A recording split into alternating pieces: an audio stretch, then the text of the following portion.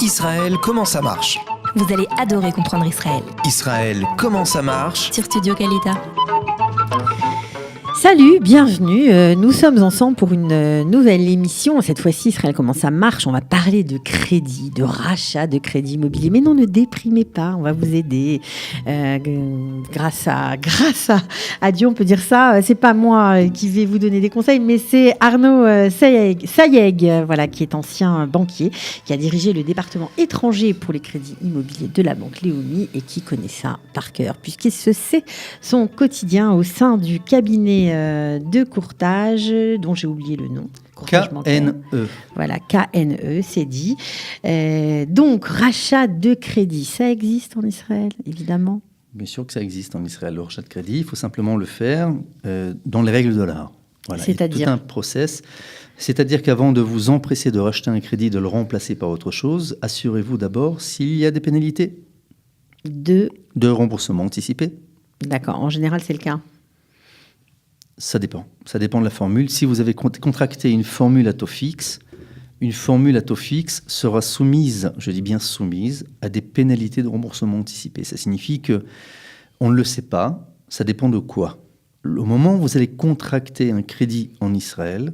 Donc, quand on va signer l'accord de principe ? Quand vous allez décaisser les fonds. Ah, d'accord, ok.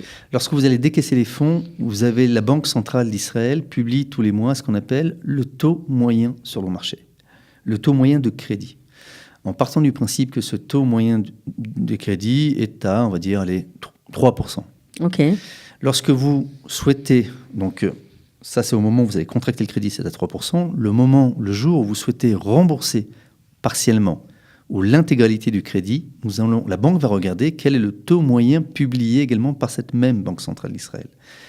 Si le taux moyen du marché est à 4%, il n'y aura pas de pénalité de remboursement anticipé. Pour la simple et bonne raison, c'est que vous avez contracté à 3%, vous remboursez à 4%, il n'y a pas de pénalité. Quand bien même vous avez contracté à taux fixe. En revanche, si le taux moyen sur le marché, lorsque vous remboursez ou faites un rachat de crédit, de votre crédit est à 2,5%, il y aura une pénalité de remboursement anticipé. Puisqu'au moment où vous avez contracté le crédit, le taux moyen était à 3%, vous le remboursez à 2,5%, il y a des pénalités. Et pourquoi ? Parce qu'il y a une différence, cette différence de 0,5%, la banque s'est engagée, la banque que vous avez contractée, la banque prêteuse, s'est engagée face à la Banque centrale d'Israël, et elle va être pénalisée par la Banque centrale d'Israël, parce qu'elle va rembourser l'argent avant. Donc, au lieu qu'elle, bien entendu, soit pénalisée, ça va être vous. Elle rebondit sur vous. Voilà, absolument. C'est logique, d'une logique implacable, mais bien sûr. C'est très différent de la France au niveau des pénalités de remboursement. Oui, la première raison, c'est que tout simplement, c'est non négociable. En Israël, la clause de remboursement, de non-pénalité en cas de remboursement par anticipation est non négociable, puisqu'elle s'applique à la formule. Ça n'a rien à voir avec la banque, quelle que soit la banque où vous allez contracter votre crédit, ça n'a aucun rapport. Ce qui va jouer, ça va être bien entendu la nature ou la formule contractée. Taux fixe, je vous l'ai expliqué. Taux variable, tout taux variable inférieur à une durée de 1 an ne sera pas soumise à une pénalité de remboursement anticipé. C'est-à-dire que si vous prenez par exemple le taux directeur, ce qu'on appelle plus communément le prime, si vous souhaitez faire... le prime, en tout cas en Israël, voilà. C'est le terme utilisé. Absolument. Si vous souhaitez rembourser ensuite partiellement ou l'intégralité du crédit de cette formule prime, vous ne serez pas soumis à une pénalité, puisque vous pouvez le faire comme bon vous semble. Donc pas mal. Oui, c'est très bien. Donc toute formule variable inférieure à 1 an, quand vous voulez. Au-delà de 1 an, vous avez des stations de ce qu'on appelle de renouvellement de crédit. C'est-à-dire que si votre crédit se renouvelle tous les 2 ans et demi ou est amené à se renouveler tous les 5 ans, c'est-à-dire que vous avez la possibilité de prendre un crédit sur 20 ans qui va se renouveler, si vous le prenez par exemple un taux variable tous les 5 ans, il va se renouveler 3 fois. Donc au terme de chaque renouvellement, vous avez la possibilité de rembourser sans pénalité. Ah, ça, c'est très important de le préciser parce que forcément, les situations professionnelles changent, surtout lorsqu'on fait son alia, qu'on contracte un prêt immobilier. On peut avoir une meilleure situation professionnelle 10 ans après. Et si tac, ça coïncide avec le changement, c'est formidable. Donc, on peut peut-être gagner de l'argent.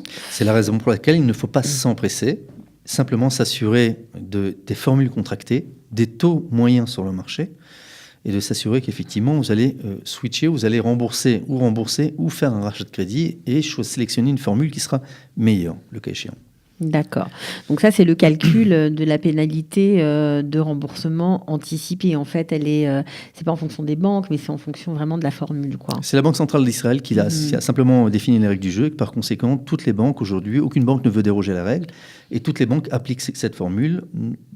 Plus tôt vous remboursez un crédit par anticipation, et si la formule est soumise à des pénalités, la pénalité sera plus élevée. C'est-à-dire que si vous faites ça en début de période, vous aurez une pénalité plus élevée parce qu'elle va s'étendre sur la période ou sur la durée restendue.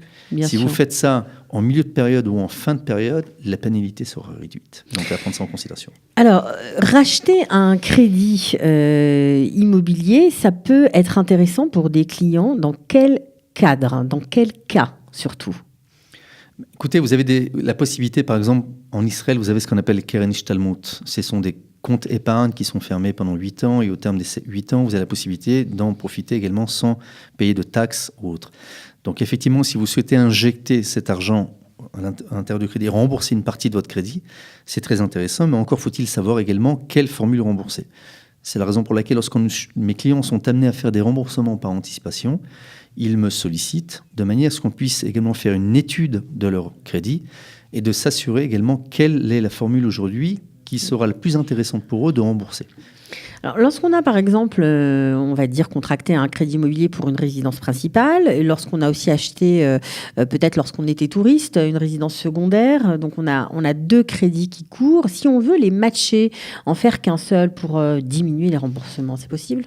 C'est possible, effectivement, puisque en général, au fil des années, vous allez avoir également la valeur de votre appartement qui va prendre, on va dire en moyenne, grosso modo, 2 à 3% par an.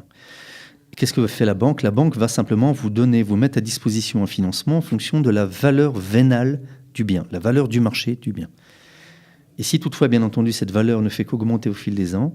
C'est souvent le cas en Israël. C'est souvent le cas en Israël. Donc, par conséquent, vous aurez la possibilité également d'augmenter votre financement et de réunir tous vos crédits et peut-être n'hypothéquer qu'un bien. Il est fort probable que le bien dont vous projetez, dont vous souhaitez hypothéquer, puisse couvrir également la valeur des 2 biens. La valeur des 2 biens et tous les crédits que vous ayez autour de vous. Donc ça, c'est intéressant. Ça veut dire qu'on peut rembourser moins, avoir des mensualités plus faibles. Oui, si vous sélectionnez également toujours les bonnes formules à des taux d'intérêt qui sont intéressants et de faire tout simplement ce qu'on appelle un montage où il y a une partie d'ingénierie financière où nous intervenons en lui faisant en sorte également que le montage réponde le mieux au profil et aux attentes du client. Alors, je vais aller dans ce sens-là. Imaginons maintenant, pour donner un peu un cas pratique à ceux qui nous écoutent, quelqu'un qui a acheté un appartement en résidence principale il y a quelques années, donc forcément la plus-value ayant fait son petit travail, le bien vaut plus cher qu'au moment où il a été acheté. En tout cas, sa valeur sur le marché est plus importante. Si cette personne a aussi contracté des crédits à la consommation, alors pour acheter une voiture, pour, je sais pas moi, pour marier son enfant, enfin bref, il se retrouve avec 4-5 crédits, ça commence à faire lourd mensuellement. Peut-être que la situation aussi a changé. Est-ce que ça peut être très intéressant pour lui de racheter ou de regrouper ses crédits ? Intéressant ne le sera pas tant qu'on n'aura pas fait une première analyse, une étude de tous ces crédits et de voir également quelle est la possibilité aujourd'hui, quelle est la garantie, sur quelle garantie on peut se reposer. C'est-à-dire que si j'ai un bien effectivement qui est à ma disposition, qui est peu hypothéqué aujourd'hui, donc si j'ai la possibilité d'augmenter la partie du financement ou de l'hypothèque du bien, effectivement, il y a matière à jouer et à mettre à disposition des conditions qui seront nettement plus intéressantes que les conditions qui ont été mises à disposition pour un crédit conso. Mais tout cela, bien entendu, il ne faut pas s'empresser. Il faut simplement s'assurer, vérifier. Il m'est arrivé à maintes reprises de dire à des clients, par exemple, ne remboursez pas votre crédit tout de suite. Ce n'est pas du tout intéressant. Pourquoi ? Le cas échéant, en milieu, c'est-à-dire que si vous prenez un crédit qui est étalé sur 20 ans, vous allez payer plus d'intérêts et moins de capital jusqu'en milieu de période, on va dire grosso modo. Donc jusqu'aux 10 ans, au-delà des 10 ans, vous allez commencer à rembourser plus de capital et moins d'intérêts. C'est-à-dire que si vous souhaitez ensuite, au-delà de ces 10 ans, souhaitez faire un rachat de crédit, en général, je dis à mes clients de ne pas le faire. Pourquoi ? Parce que là, ils commencent à rembourser principalement du capital et moins d'intérêt. Si vous faites un rachat de crédit, vous allez revenir au système, ce qu'on appelle d'amortissement, et donc rembourser plus d'intérêt en début de période et Donc, moins. c'est pas toujours très Donc, c'est intelligent pas comme de- calcul. Absolument. Est-ce que vous pensez que c'est intéressant quand on a plusieurs crédits, justement, de garder par exemple un crédit, par exemple le crédit voiture et un crédit immobilier et de contracter les autres? C'est possible de racheter les 2-3 qui restent? Ça peut être intéressant ou pas? Tout est possible, mais tout va dépendre également de la... Et de surtout, est-ce que ça va vraiment réduire les mensualités? Ça, c'est la question la plus importante. Pourquoi? Parce que quand bien même vous allez mettre en garantie un appartement. Partons du principe que l'appartement dont vous êtes propriétaire n'est pas hypothéqué. Vous allez le mettre à disposition auprès de la banque va l'hypothéquer, mais la question qu'elle va vous poser, c'est tout simplement dans quel but vous souhaitez hypothéquer cet C'est appartement. ça. Et si vous expliquez que simplement vous avez l'intention de racheter tous vos crédits de manière à ne faire qu'un seul unique crédit, donc vous rentrez dans la catégorie de ce qu'on appelle Alva l'école Matarin. C'est un prêt non affecté. Ce n'est pas un crédit immobilier. Quand bien même vous passez par le département des crédits immobiliers, la banque va devoir affecter le motif, donner une raison à votre crédit. Mais Alva à l'école Matara, c'est cher en général. C'est un prêt à la consommation, tout simplement. C'est une sorte de prêt à consommation, mais je pense qu'il peut être, ça nécessite bien entendu vérification, mais ça peut être encore intéressant de prendre une Alva l'école Matarin et de s'assurer qu'effectivement que les conditions sont plus intéressantes que les conditions auxquelles vous avez déjà contracté. En général, on ne va pas acheter un crédit qui est plus cher. D'accord, donc il vaut mieux vérifier, mais en tout cas, je pense à nos amis qui sont là depuis 3-4 ans, qui galèrent un peu parfois et qui sont un peu étouffés sous les crédits. Ça vaut le coup de vérifier si on peut améliorer en tout cas sa situation mensuelle, parce que c'est ça qui intéresse forcément les gens. Alors, puisqu'on parle de gens qui sont dans des situations forcément pas toujours mirobolantes et qui cherchent à gagner un peu d'argent, ça fait parfois peur d'avoir recours à des professionnels, parce qu'on se dit on va le payer comment, ce professionnel extérieur à la banque qui est censé nous conseiller, ça va encore nous coûter de l'argent. Il est rémunéré comment, le courtier? Le courtier est rémunéré principalement et exclusivement par le client. Pour la simple et bonne raison, c'est que contrairement, par exemple, on fait toujours ce parallèle entre la France et Israël. En France, par exemple, les banques rétrocèdent des commissions aux apporteurs d'affaires, aux courtiers, ce qui est très courant en Israël. Ça n'existe pas? En France. En Israël, ça n'existe pas pour la simple et bonne raison, c'est que c'est défendu par la Banque centrale d'Israël. Et j'ai envie de dire quelque part, c'est très bien. Pourquoi? Puisque lorsque je recommande à mes clients également de se tourner vers une banque, et lorsque j'ai obtenu des conditions qui sont des conditions intéressantes par rapport aux différentes concurrences auxquelles j'ai mis les banques en concurrence, j'ai ma conscience tranquille et je sais pertinemment, et surtout le client sait pertinemment. Vous n'êtes pas jugé parti, on va dire. Je ne suis pas jugé parti, c'est-à-dire qu'il sait pertinemment que je suis dénué de tout intérêt, hormis le leur, bien entendu. Donc, c'est comme ça que ça se passe. C'est le client qui le paye. Mais alors, c'est quoi? C'est un pourcentage? Ça dépend en général, c'est un pourcentage, effectivement, qui est une résultante du montant qui va être contracté. De manière générale, ce que je peux vous dire simplement, c'est que vous en avez un intérêt, bien évidemment, qui n'est pas uniquement un intérêt. C'est-à-dire que le courtier n'est pas là uniquement... c'est un peu réducteur de voir le courtier comme quelqu'un qui va négocier les conditions. Le courtier n'est pas là uniquement pour négocier les conditions. Il peut aussi analyser votre situation. Bien entendu, il va vous mettre en garde sur des choses qu'il ne faut pas faire. Par exemple, j'ai pour habitude d'expliquer à mes clients qu'avant d'acheter un bien d'un particulier, il faut faire une expertise. Pourquoi? Parce que la banque va vous mettre à disposition un financement qui serait une résultante également de cette expertise-là. De cette expertise et du montant le plus bas. Donc autant le faire avant d'acheter un bien, puisque après l'avoir acheté, comme je l'expliquais, il n'y a pas de clause suspensive, vous êtes engagé. Vous avez un mot à rajouter sur ce thème intéressant du rachat de crédit et des pénalités de remboursement anticipé? C'est un marché qui est très dynamique, c'est un marché qui est très intéressant. Ça fait 12 ans que je suis donc, je vais dire entre guillemets, je baigne dans ce domaine d'activité. C'est un domaine qui est très intéressant, qui est en perpétuelle mutation, j'ai envie de dire. Il y a eu, depuis que je suis dans ce domaine d'activité, il y a eu l'équivalent de 6 nouvelles réformes de la Banque centrale d'Israël. Il y a eu une augmentation, si vous prenez par exemple par rapport aux 10 dernières années, une augmentation de l'équivalent de 350% en termes de volume de crédit en Israël. C'est considérable. C'est considérable. Donc effectivement, toujours se tenir à la page et toujours être accompagné de quelqu'un qui comprend le système et non pas qui se prétend comprendre le système. Ok.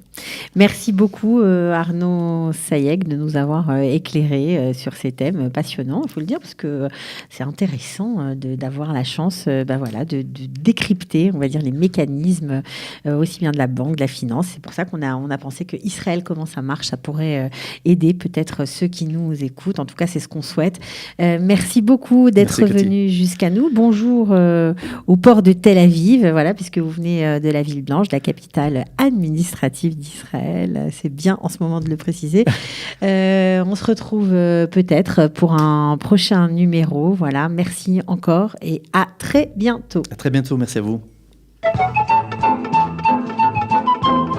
Israël, comment ça marche? Vous allez adorer comprendre Israël. Israël, comment ça marche? C'est tout de suite sur Studio Kalita.